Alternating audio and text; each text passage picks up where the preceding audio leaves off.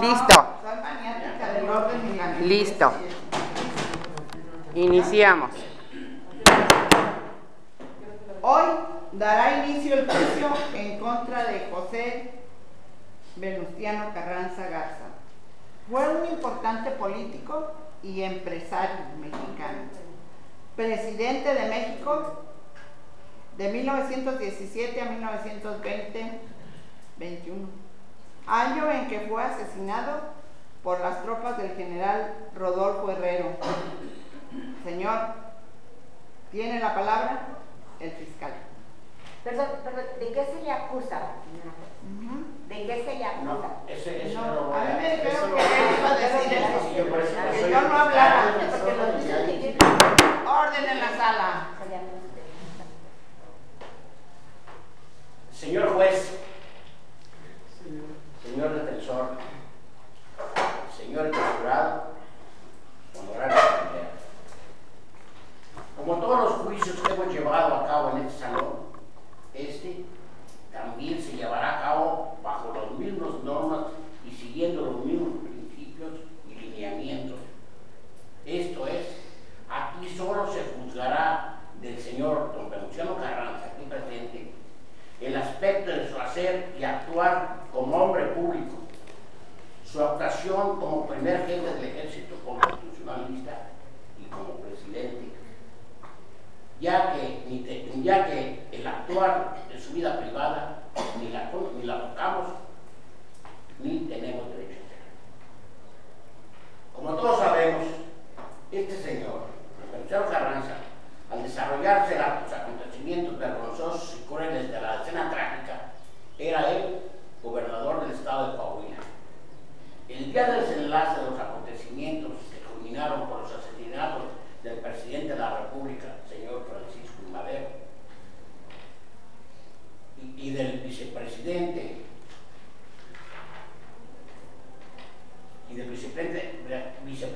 señor José María Pino Suárez, pensó proclamar el Plan de Guadalupe. Lo pensaron la noche del 25 de marzo de 1913 en el hoy santuario de la Revolución, hacienda de Guadalupe, propiedad entonces del señor Marcelino Gata, en el distrito de Monclova, Coahuila. Al día siguiente, 26 del mismo mes de marzo, llama a su ayudante, al después general Alfredo Breceda, y le dicta pequeños cambios de impresiones el célebre plan que fue dado a conocer al país, en cuya redacción intervinieron también Saldaña Galván, Francisco J. Mújica y Aldo Baroni, entre otros. Desde estos acontecimientos hasta su muerte es el periodo que analizaremos y juzgaremos. Esto es, de febrero de 1913 hasta mayo de 1920, periodo en el que él actuó como máxima figura del hacer público en la República Mexicana y de lo cual concluyo para hacerles las siguientes acusaciones. Yo acuso al señor Venustiano Carranza, en primer lugar, de haber traicionado al Plan de Guadalupe, que él mismo proclamó en compañía de otros simpatizantes y correligionarios. Yo lo acuso de soberbio, ambicioso, egoísta y testarudo, malagradecido y torpe para gobernar. Actitudes estas que trataré de probar ante el señor juez y ante esta asamblea durante el tiempo que dure esta audiencia. Gracias, señor fiscal. Damos la palabra al señor defensor. Gracias, honorables personas del jurado, señora juez, señor moderador, señor fiscal. Es indudable que la personalidad de Carranza no fue tan controvertida como con otros líderes. Era una persona austera, era una persona sensata, era una persona culta, ya que su trayectoria, él estuvo a punto de estudiar medicina con una enfermedad en los ojos, no se dio la situación, pero fue una persona siempre preparada. Cuando viene previo al asesinato de Madero, ya antes había un antecedente en la frontera, donde le dice a Madero que cuando quieren comisionados de Porfirio Díaz que renuncie Porfirio Díaz. Entonces dice Carranza, no puede renunciar a alguien a quien estamos desconociendo. No existe revolución que tranza, revolución que se suicida. Le hace ver a Madero todas esas cosas que después trágicamente le cuesta la vida. También era una persona sensata y honorable que manda a Francisco J. Múgica e invita a Madero para vérselo, para que está rodeado de enemigos, pues, y ya todos sabemos lo que pasó. Se le acusa de austero, pero nunca le traiciona al Plan de Guadalupe, no es cierto. Lo que pasa es ahí en el Plan de Guadalupe hay ciertas aristas donde las cosas se van desarrollando según el entorno que está sucediendo en el país. Por un lado, Villa, aunque él tenía como correligionario a Pablo González y a Álvaro Obregón, él tenía que siempre buscaba la civilidad, buscar contrarrestar el aspecto militar. Si era un hombre terco, pero en ciertos aspectos pudo haber sido un defecto, pero en otros aspectos pudo haber sido una virtud, porque era inflexible. Y esa inflexibilidad y llevar a la civilidad al país le costó la animadversión de la mayoría de los militares, exceptuando a los jefes, a los generales, tanto del ejército del noroeste como del noreste, respectivamente, que es Obregón y Pablo González. Entonces, yo pienso que es injusta las acusaciones que hace el señor fiscal. Gracias, señor defensor. Damos la palabra al señor fiscal. Voy a empezar por probar el primer punto en el cual lo acuso, el de traición al Plan de Guadalupe, que el mismo elaboró. El plan de Guadalupe, que se firmó el 26 de marzo de 1913 y que firmaron los jefes y oficiales del carrancismo, estos son algunos de los firmantes: Jacinto B. Treviño, Lucio Blanco, Cesario Castro, Aldo Baroni, Daniel Díaz Sertuche, Alfredo Breceda, Guadalupe Sánchez, Francisco J. Múgica, Carlos Osuna, etcétera, entre otros. Dicho plan, en sus cláusulas o artículos número 1, del 1 al 5 y 6, dice textualmente, artículo 5: al ocupar el ejército constitucionalista la Ciudad de México, se encargará interinamente del Poder Ejecutivo el señor Venustiano Carranza, primer jefe del ejército, quien le hubiera sustituido en el mando. Aquí ya estaban previniendo si ya lo pasaba, entonces lo podían sustituir en ese momento. Artículo 6: el presidente interino de la República convocará a elecciones generales tan luego como haya consolidado la paz, entregando el poder al ciudadano que hubiera sido electo. El señor Carranza, aquí presente, traicionó su plan a no llamar a discutir y por tanto a no nombrar un presidente interino, para que éste a su vez llamara a elecciones generales y así poder elegir a un presidente constitucional. Es cierto, él llamó a una convención, pero esta debería celebrarse en México, el Distrito Federal, porque quería controlarla y dirigirla a Tlalmán, motivo por el cual dicha convención fue trasladada a la ciudad de Aguascalientes. Saliendo de ahí electo el señor general Eulalio Gutiérrez para presidir el Poder Ejecutivo y por lo tanto ser el presidente interino del que habla el plan de Guadalupe. Esto no lo aceptó el señor Venustiano Carranza, argumentando que dicha convención no era soberana, ni la formaban todos los que deberían formarla, ni mucho menos, decía él, había contado con su anuencia. Este y muchos acontecimientos posteriores, como fueron el que la Ciudad de México se viera rodeada de las tropas zapatistas y villistas, ocasionaron que el primer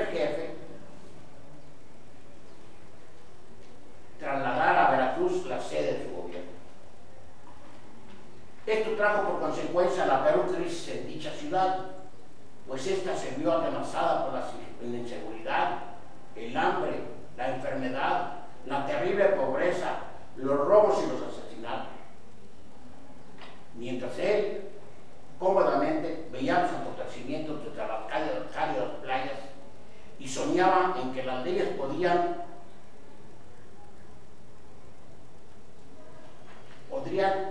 un alto a todos estos caballos del apocalipsis que asustaban el país.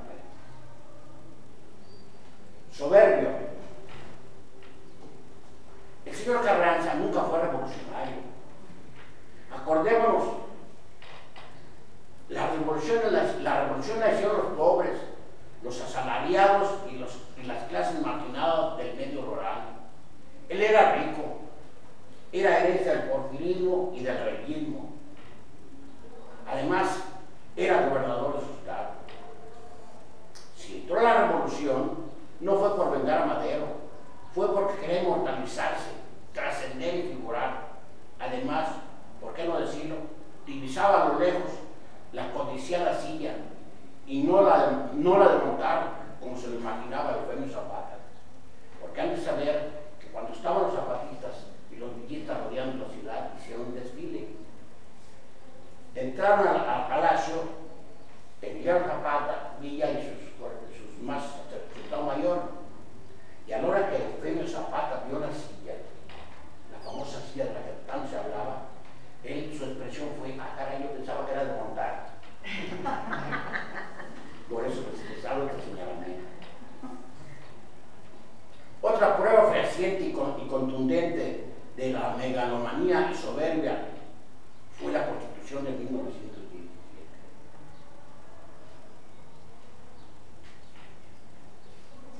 Fuera de los pequeños reformas. Señor fiscal. Gracias. Sí. Señor Venustiano Carranza, ¿desea usted agregar algo? Sí, muchas gracias. En primer lugar, quiero mencionarles, quiero comunicarme con ustedes de esta manera y desde luego no soy culpable de lo que se me está tratando, soy inocente. Y todas las aseveraciones que hace el señor fiscal son muchas apreciaciones personales y con poco fundamento. No puedo negar que mi origen fue acomodado, pero siempre, desde muy joven, trabajé para lograr la igualdad social entre todos los mexicanos. Y todo era un proceso. El país se encontraba totalmente convulsionado después del asesinato de Madero y había que luchar primero por pacificar, que hubiera unificación. Había una separación, vamos a llamarle así, en el pueblo de México. Había que lograr unificarlo y para eso había que pacificarlo. La revolución no solo se hace con las armas, también se hace a base de leyes, porque solamente así, habiendo una igualdad social, teniendo una constitución firme, sólida, de la cual ya tenemos una base muy importante de 1857, habría nada más que darle el encauzamiento, pero había que pacificar al país. No fue una tarea fácil. Por lo tanto, el plan Guadalupe su nombre es un plan. El llegar a la Constitución no iba a ser de un día para otro. Es un proceso. Muchas gracias. Muchas gracias, señor Venustiano. Vamos por partes. Se hace el plan de Guadalupe, pero no nomás el objetivo primordial y básico es desconocer a Victoriano Huerta. Entonces, él no tiene en ese momento ni siquiera la visión de ser presidente de la República. Se nombra también jefe constitucionalista, o primer jefe del ejército constitucionalista. No se le olvide, señor fiscal, que después de allí hace una campaña con muy poca gente y llega a Hermosillo, Sonora, entre otras cosas. Y en Hermosillo conoce a Obregón porque va a pacificar Hermosillo, porque Maytorena, cuando pide la adhesión de Huerta, ¿qué hace Maytorena? Pide un permiso, se va y toma Ignacio Pesqueira el poder. Entonces él llega a conciliar porque él le debe favores. Villa le debe favores a Maytorena. Adolfo de la Huerta reconoce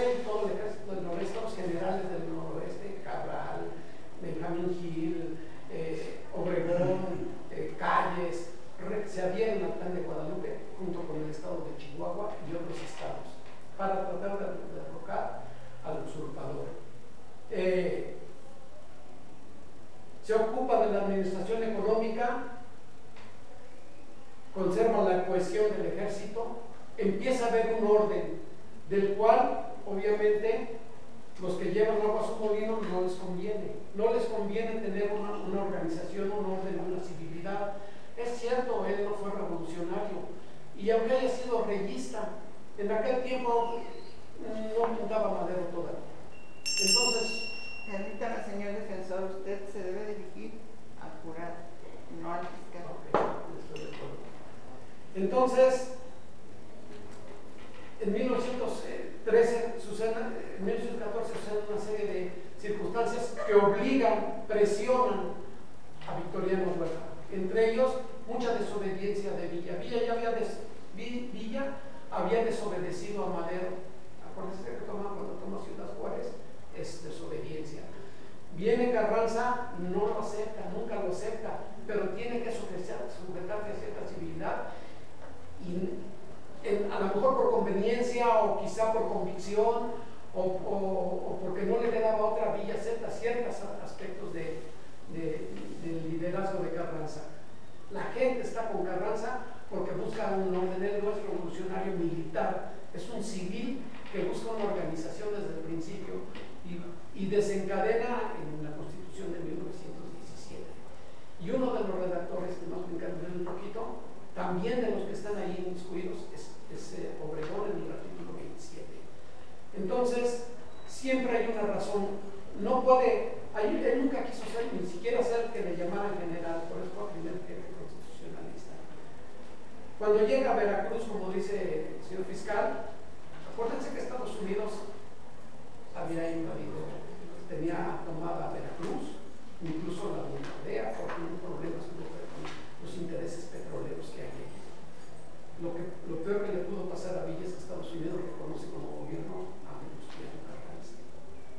Entonces la convención de Aguascalientes es totalmente villista, impuesto Eulalio Gutiérrez de Córdoba. Perdiendo brinque mucho. Gracias. Le damos la palabra al señor. Nomás quiero hacer una aclaración de que Venustiano Carranza llegó a Hermosillo, porque él, es cierto, inició la revolución en Coahuila, pero todas las escaramuzas en las que él había intervenido fueron un fracaso. Entonces él tuvo que irse a refugiar a Hermosillo, porque ya ahí también se habían adherido al plan de Guadalupe, y ahí fue donde empezó a dictar las órdenes. Ahora sigo aquí explicándoles por qué considero que la Constitución fue un acto de soberbia. Fuera de las pequeñas reformas o adiciones a los artículos 3, 27, 123 y 130, toda la sustancia de dicha Constitución es la misma que regía desde 1857. Esta sí, hecha por los grandes reformistas e ideólogos con profundidad y poder de grandeza, pensadores, mientras que en 1917 fue elaborada por iletrados, que en su mayoría eran los diputados que formaban la legislatura. Otra prueba más: después de que el villismo fue derrotado en Celaya y León, pudo regresar el gobierno a la capital, pero lo hizo después de una gira de exhibicionismo y gloria, porque empezó por Torreón, en el que fue recibido como un gran héroe, en el que se hicieron toda esta gira que hizo de Torreón pasó a Mazatlán, de Mazatlán pasó a Guadalajara. Fue una gira increíble de exhibición, entre bailes, discursos, banquetes, glorias, que glorificaban en ese al carrancismo. Si el carrancismo era el gobierno más corrupto que ha tenido la República. Ambicioso. Como les decía poco antes, Carranza entró en la revolución por ambición, si no de dinero, sí por la ambición de poder. La prueba de esto es muy real cuando revisamos la historia y vemos que desde el día que entró triunfante a la Ciudad de México, el 20 de agosto de 1914, y durante 6 años no dejó el poder, aunque lo reclamara la gente, pues estaban hartos de su gobierno de robos y corrupción. Fue ambicioso cuando no permitió que Villa siguiera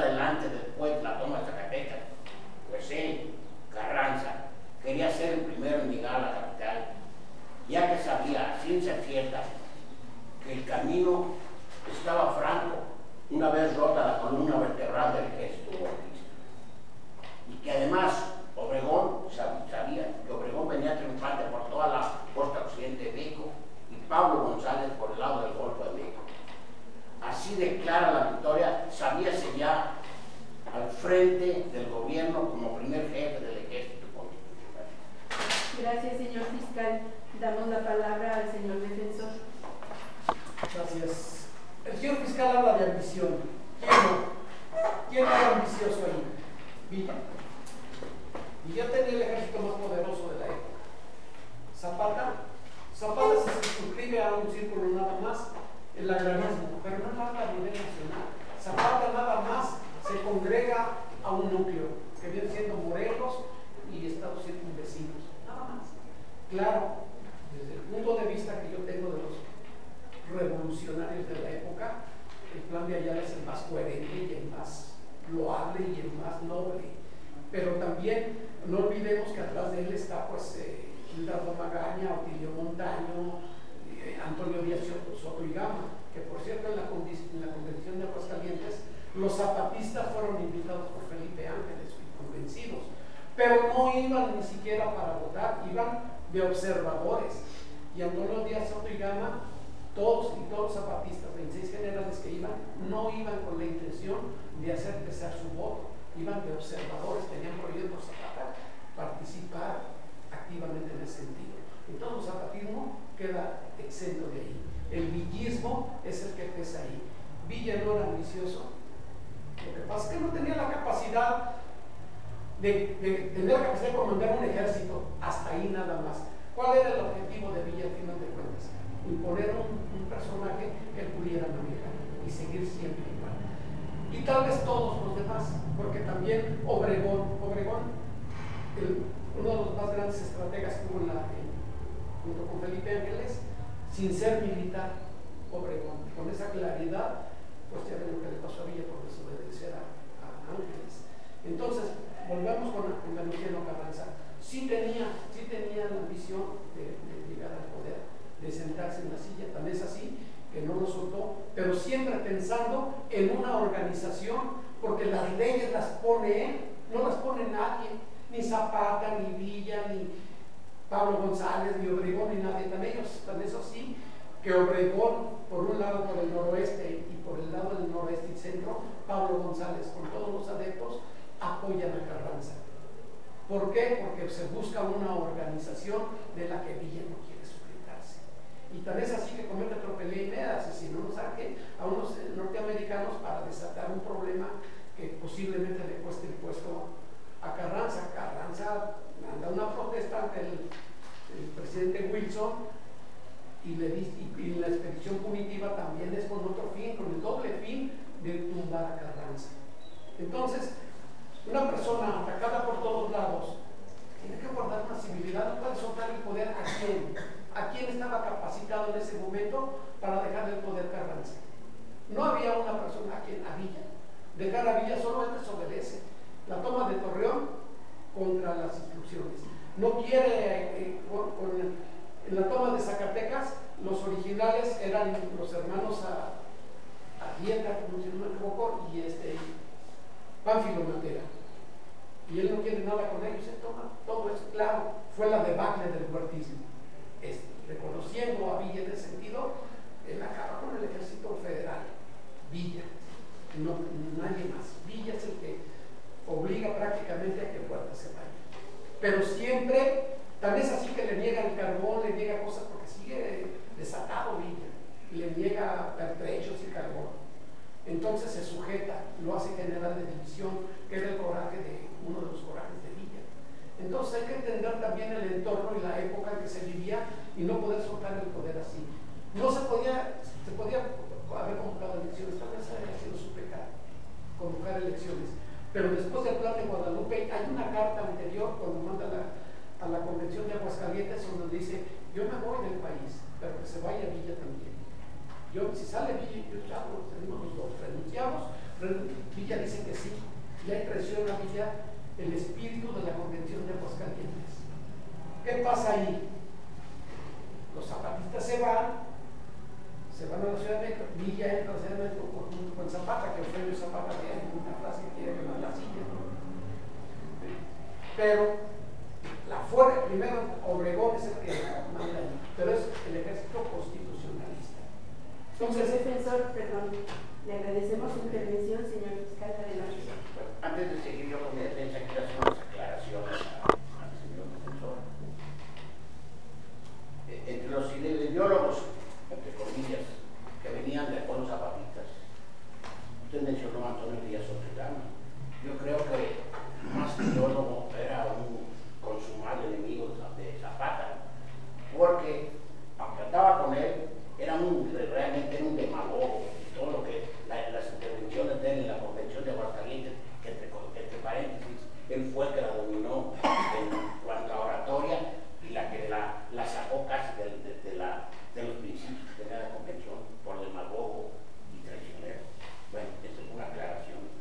Ahora voy a seguir con mis cargos. Nomás una así breve. Acuérdese que Obregón invita a todos a firmar la bandera, una bandera nacional ahí, y el que se niega es Antonio Díaz Soto y Gama por el odio que le tenía a Iturbide, y dice que quería quemar ese trapo. Los carrancitas desenfundan y por poco lo matan ahí. Ellos calman las cosas, ¿no? Bueno. Gracias, señor defensor. Pero también acuérdese, señor defensor, que quizá el más mentiroso y demagogo de todos los generales de la Revolución fue Obregón. Él tenía la gran capacidad del habla. Era un cuentista excepcional, pero también un gran mentiroso y un gran patán. Pero él no es inteligente. Ah, no, sí, la inteligencia se la da, todas esas cualidades la da la inteligencia. Señor fiscal y señor defensor, deben convencer al jurado, no entre ustedes. Malagradecido. Díganos si no el hecho de que todos los generales que intervinieron en la revolución constitucionalista y que le dieron el triunfo definitivo y lo sentaron en la silla presidencial, lo último que esperaban de él era su agradecimiento a lo que se sentían con más derecho a sucedernos en la presidencia de la República. Si no, oigamos a Obregón lo que dice Obregón de él. Yo he hecho todo lo que se llama todo. Yo he tomado la Ciudad de México para Carranza. Yo he vencido a Villa para Carranza. Yo he quedado mutilado por Carranza. ¿Y Carranza qué ha hecho? Todo irá bien si a su debido tiempo el barbón me deja llegar, porque si no, era una amenaza tremenda, porque también había siempre una rivalidad increíble entre toda la gente que estaba haciendo la revolución. Carranza, desde que se conocen en Hermosillo, con Obregón, cambió, pero desde ese momento empezó a odiar, porque sabía de su inteligencia y de su superioridad. Acordémonos que Felipe Ángeles lo llamaron, él estaba en el extranjero, lo llamaron para hacerlo secretario de guerra, y por eso se vino él. Cuando llegó se encontró con que ya estaba Obregón antes que él, porque Carranza, dominado por el carácter y la capacidad intelectual de Obregón, ya había cambiado de forma de pensar. Bueno. Señor fiscal, damos la palabra al señor Venustiano. Muy bien, muchas gracias, mi amable. Me sorprende lo que dice el señor fiscal en cuanto a la ambición del poder. Yo quisiera que me dijera quién puede lograr el éxito, el triunfo, si no tiene un poder de algo, ¿no? Es más poderoso que los demás. Cualquier ámbito de la existencia humana. Lo que se debe tener, y que buscaba Carranza, el poder que buscaba yo, ¿no? El poder del convencimiento. Convencer al pueblo de que las cosas tienen que cambiar. Soberbia. El pueblo desunificado, viviendo en guerra, con problemas sociales, necesitaba que alguien fuera a decirles: ya todo está más en calma, hay que mostrar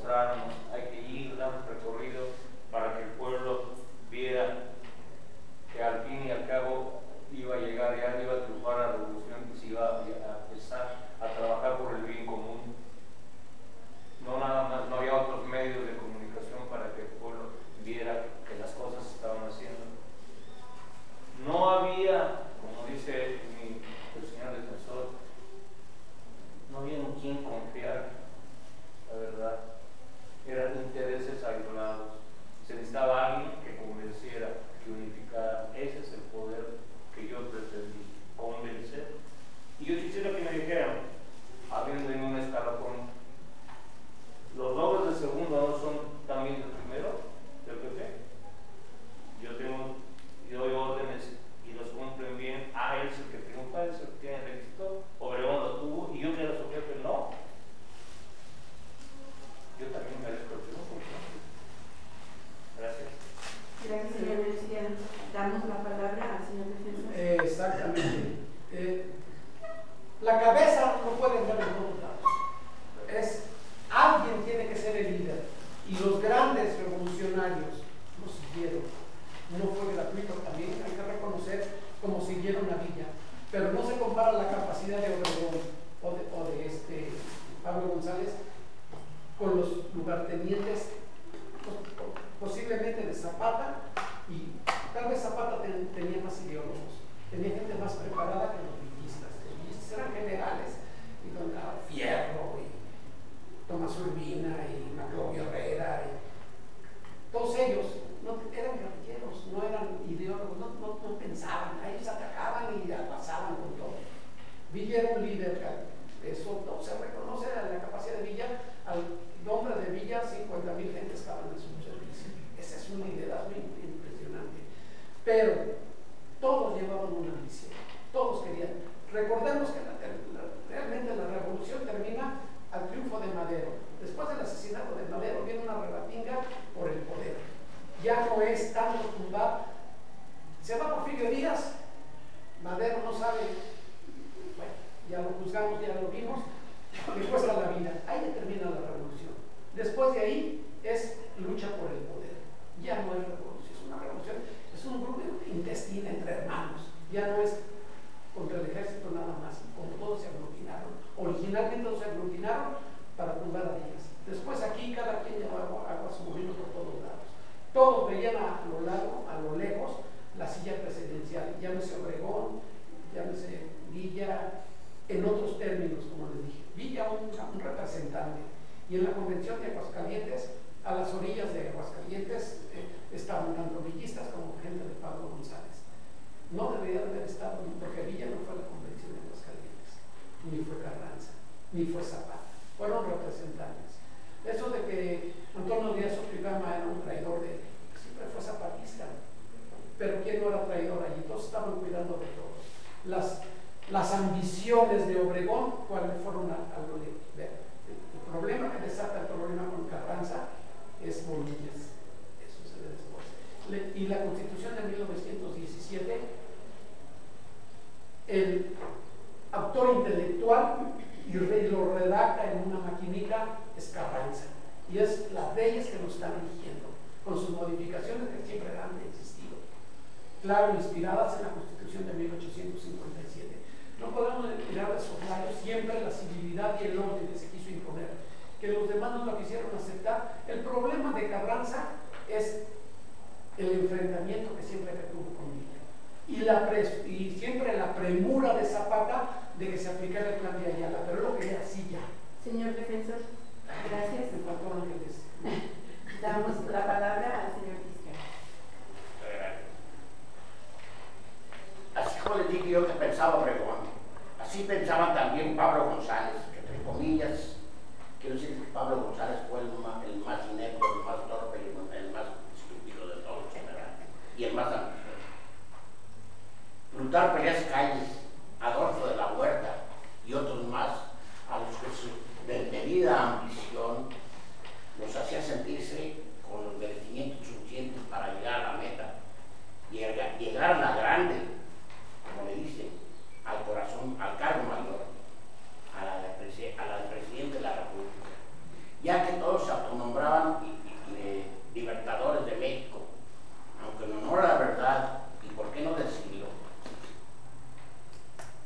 todo el mundo estaba harto del caudillismo, de que fuera el ejército amo señor de vidas y haciendas. Ya todo México estaba en contra de que siguiera otros los muchos, por no decir que todos, los generales de pacotilla que abundaban. Y me refiero de pacotilla porque ninguno fue de colegio, ellos, cada quien se autonombraba. Hoy enseguida les voy a platicar un caso. Así lo dijo un escritor español, Blas Tubáñez. Él dijo, México es el país de los generales. Ellos mismos se elevan a ese grado. Es cierto, yo estoy de acuerdo con lo que dice el señor defensor. Carranza se vio en medio de la peor crisis de la revolución por la bola de sátrapas que entraron en ella, pero no para salvar a México. Todos serían su parte. Sigo, a ver si me salgo de... México es el país de los generales, eso fue lo que dijo Blasco Ibáñez. Recordemos que salidos del colegio militar y alcanzados el grado de general fueron muy pocos. Que yo sepa, solo Felipe Ángel, que inclusive fue director del mismo colegio de militar, el general Bernardo Reyes y Huerta, el traidor, todos los demás fueron porque ellos se autonombraron. Sirva de ejemplo este cuento que dice, les voy a contar un poco. Llegó a un campamento un hombre desertado, poniéndose a las órdenes de quien mandaba al campamento viejo. Entonces le dice, él lo acepta.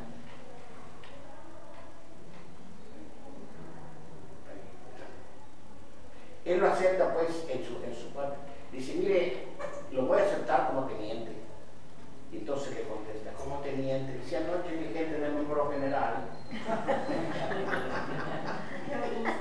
Así, de ese grado eran, a ese grado se llegaba en la milicia ese entonces. Es cierto, hubo gentes que destacaron inmensamente como estrategas, en el mismo caso de Obregón. Señor fiscal, muchas gracias. Damos la palabra al señor defensor. Más un poquito en retrospectiva. Acuérdese, señor fiscal, que Felipe Ángeles siempre fue villista. Y después de la batalla del Bajío, Villa no le hace caso. Sus ataques frontales le llevaron a la derrota. Él se va a Estados Unidos porque él ve que la causa está perdida. Regresa y sigue Villa terco con las mismas cosas, no le hace caso, siendo que era una estratega importante, porque fue el artífice de la toma de Torreón y Zacatecas, Felipe Ángel, porque era el militar de carrera, nada más. Pero también anduvo después de Villa se fue al zapatismo, estuvo con Zapata y se volvió a ir, volvió a dar a un lado de la brocha.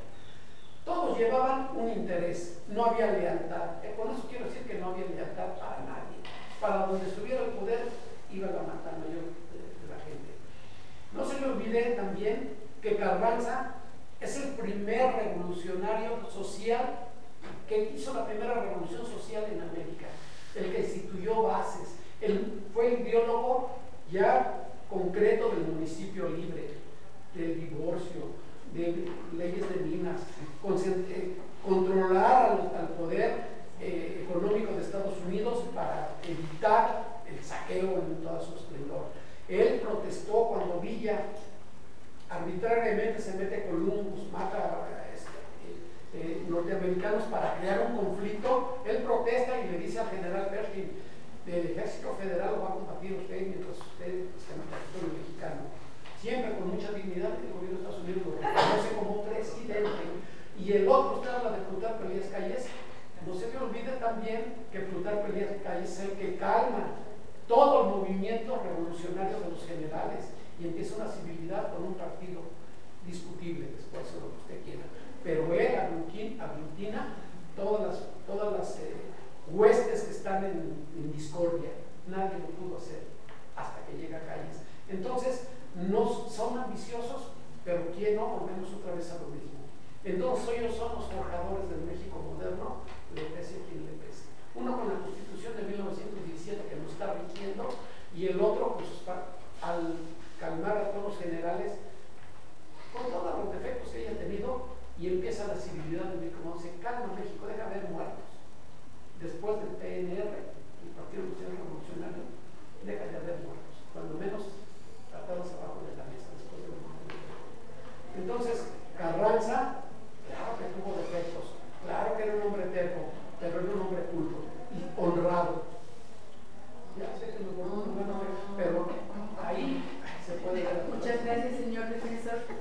Damos la palabra al señor fiscal.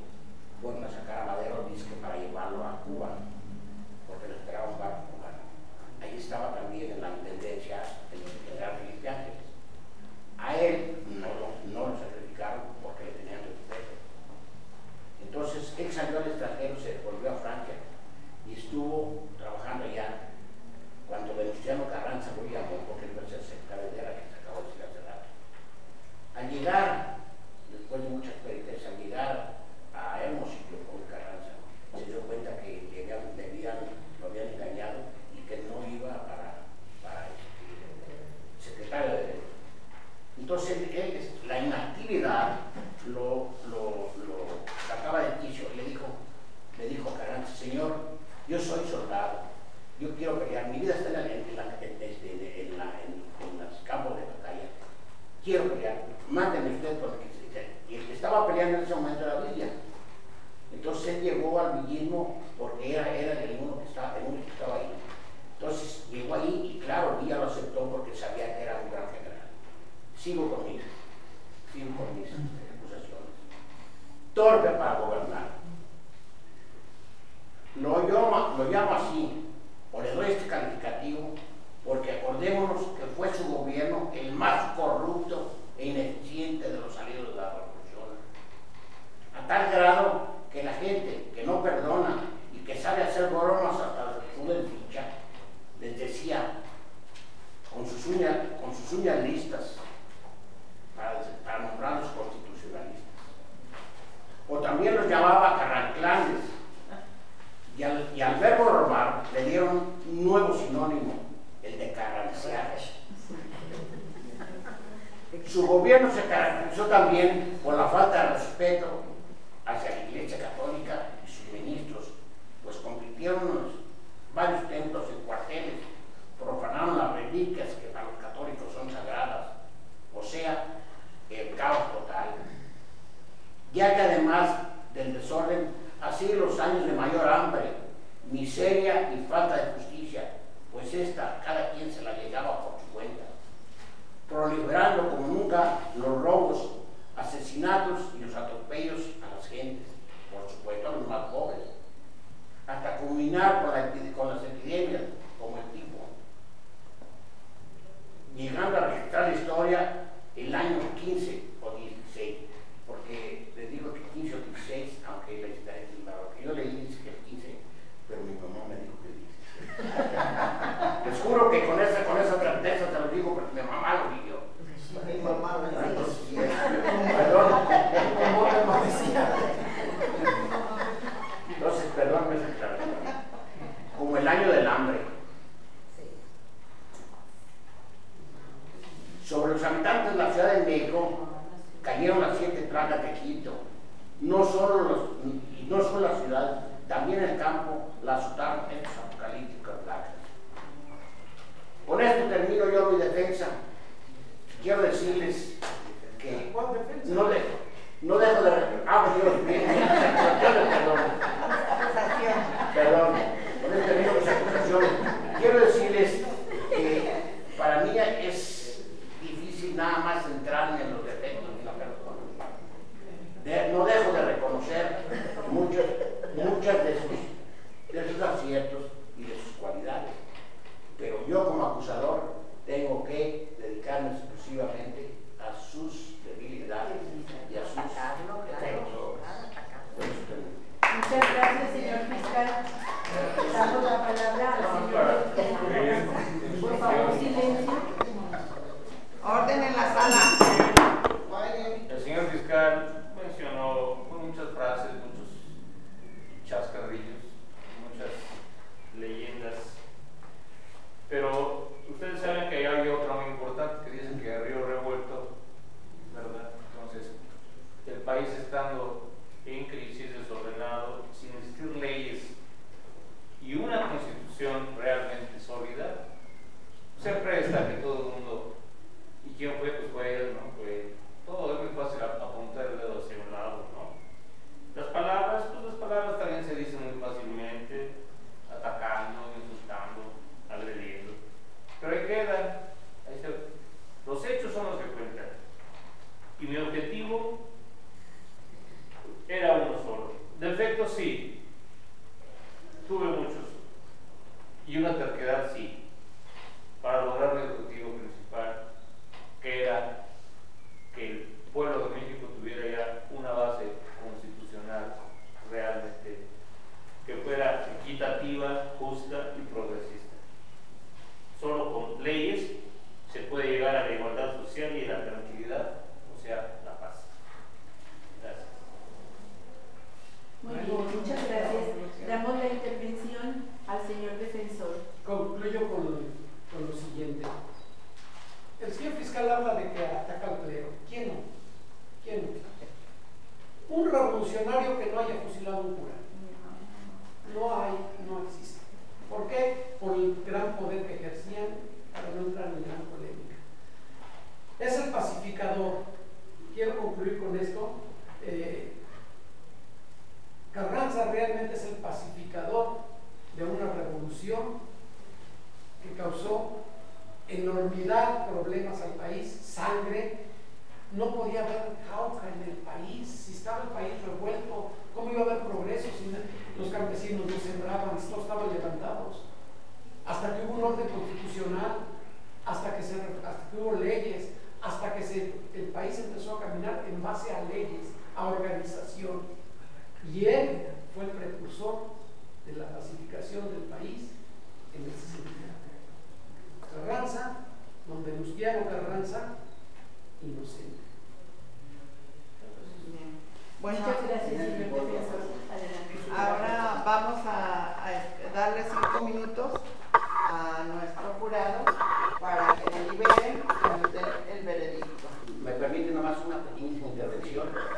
Yo estoy de acuerdo en algunos casos, por ejemplo, el desorden que había en México. Fue a tal grado la ignominia, fue a tal grado la desorganización, el deseo de venganza, que cuando se juntaron Villa y Zapata en México, hicieron intercambio de generales para fusilar. Y ese intercambio estaba basado en odios que ellos tenían cada quien. Entonces, Villa le pidió a Guillermo, le pidió a Zapata que le diera un general que estaba con él, a Guillermo, bueno, el nombre de la persona. Entonces le dijo, sí te lo doy, pero tú dame 3, o sea, 3 generales. Pero Zapata le menciona 3 generales y dijo, no, esos andan conmigo Zapata dijo, esos andan conmigo de amigos, o sea, mejor te lo cambio. Entonces le pide a Paulino Martínez, que era uno de sus ideólogos, y lo entrega. A ese grado llegó y lo entrega y lo fusilaron. A tal grado de que todos los días había fusilamientos y asesinatos tremendos de generales. Desde luego los generales se quedan mal, pero es realmente importante. Sí. Entonces, a ese grado se había llegado. Una serie de venganzas tremendas.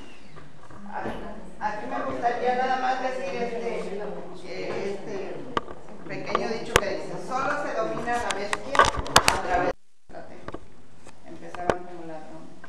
Bueno, entonces cedemos la palabra aquí a nuestro jurado para que delibere y nos dé el veredicto. Como quieran, ¿quieren hacerlo aquí o quieren hacerlo afuera? Como ustedes quieren. ¿Cómo es? Yo propongo a la audiencia que le demos un aplauso tanto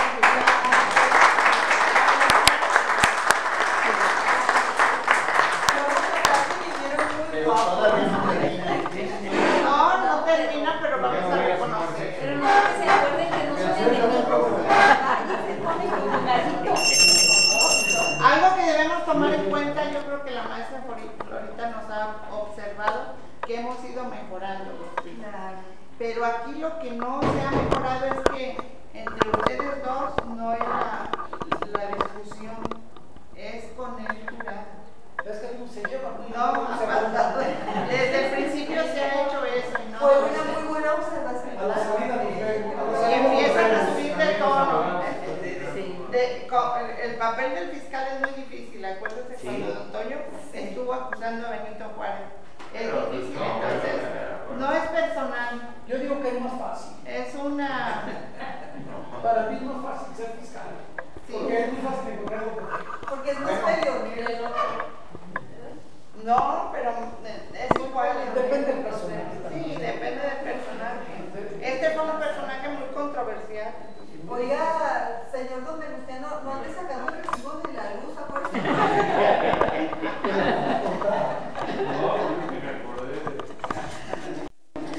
Señora, cada quien parece. Sí.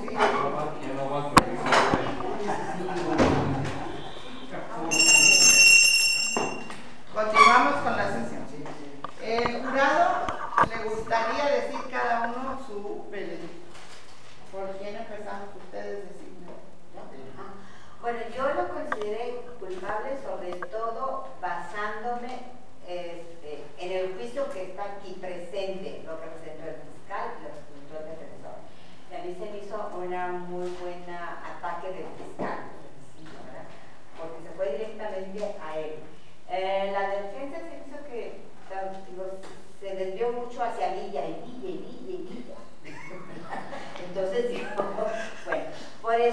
y aparte, lo que el fiscal puso muy en cuenta, digo que fue incapaz de disciplinar al país, digo, había mucha revoltura y lo que sea, fue incapaz, no escogió bien los culpables. Muchas gracias. Culpable, definitivamente. Para mí le faltó aptitud para unificar todos los grupos, que él sabía perfectamente cuando llegó el Plan de Guadalupe, que había muchos grupos que venían desde Madero, porque inclusive él había repudiado a Madero. Cuando Madero les pidió ayuda a todos los gobernadores, él fue el primero que dijo que no. Entonces él ya sabía que había todos esos intereses y le faltó aptitud, habilidad política para poder aglutinar todos esos grupos. Por ejemplo, el fiscal decía muy atinadamente que había generales, que había gente inculta, que había ideólogos, sí, precisamente había de haber hecho echar mano de todo ese capital humano para poder sacar al país adelante. Culpable, yo estoy segura, porque con gente como él y otros líderes, por eso acarreamos todas las latas que hasta este momento tenemos en nuestro país. Gracias por su intervención. Adelante. Pues yo voté porque es inocente, porque pues para mí era una persona, bueno, él actuó como había leído muchos libros de la historia francesa. Él, lo poco que yo he leído, él era muy ilustrado en las revoluciones en la Revolución Francesa. Entonces se quería ir por ahí, siempre buscaba lo mejor. Era un ser, ¿cómo les quisiera decir?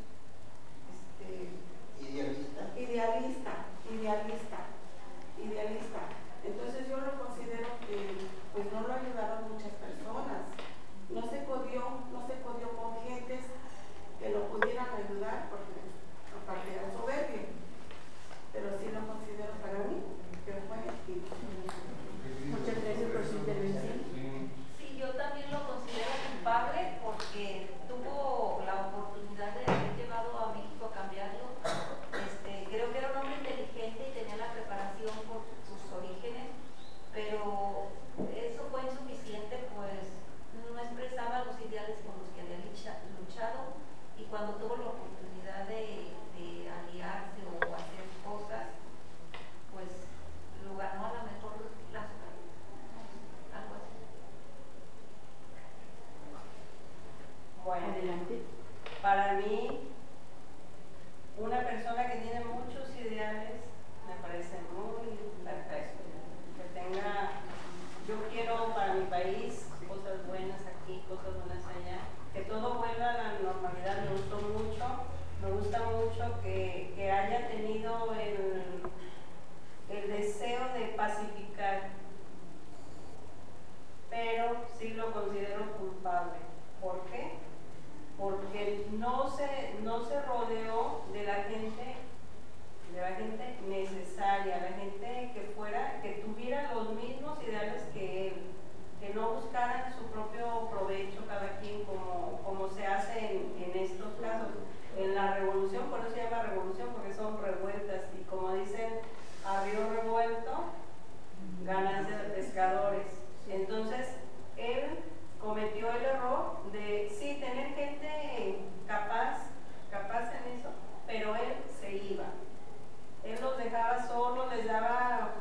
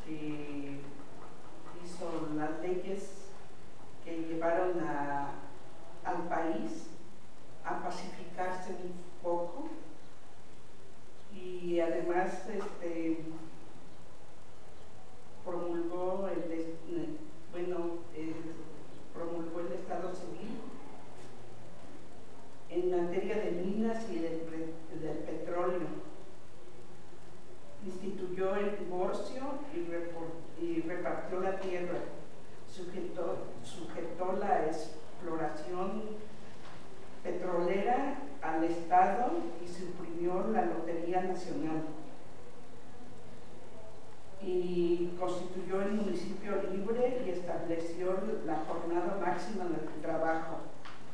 Era, pues en realidad, están diciendo que no se rodeó de gente lo suficientemente inteligente, pero en realidad había muy poca gente y muy pocos idealistas.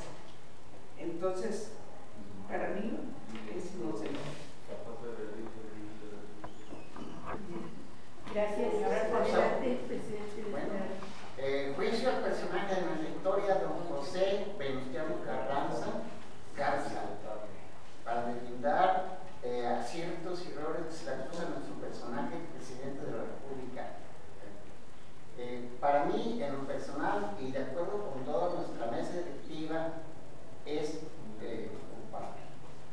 Acusación: hizo modificaciones a nuestra Constitución de 1917 para su beneficio. Se fue a Veracruz con el Tesoro de la Nación, muy ambicioso y corrupto. Traición, plan de Guadalupe. Torpe para gobernar y testarudo, muy culpable. Muchas gracias. Claro, tiene cosas muy buenas como sensato, obediencia a la Constitución, legalizó el divorcio, jornada de trabajo, salario mínimo, disposiciones en materia de recursos petrolíferos y mineros, la pacificación del país que andaba muy revuelto y cosas Le pedimos a José Venustiano Carranza Garza ponerse de pie para escuchar el veredicto del jurado. Ya estoy decepcionado. que pongas el cuello ahí. El jurado lo ha declarado culpable. Pobrecito. A los 2 años de Y lo edad. condenamos a arrancar A la guillotina y Mi ya castigo va a está. ser. No, Rasurarte. Pero es parte de la obra.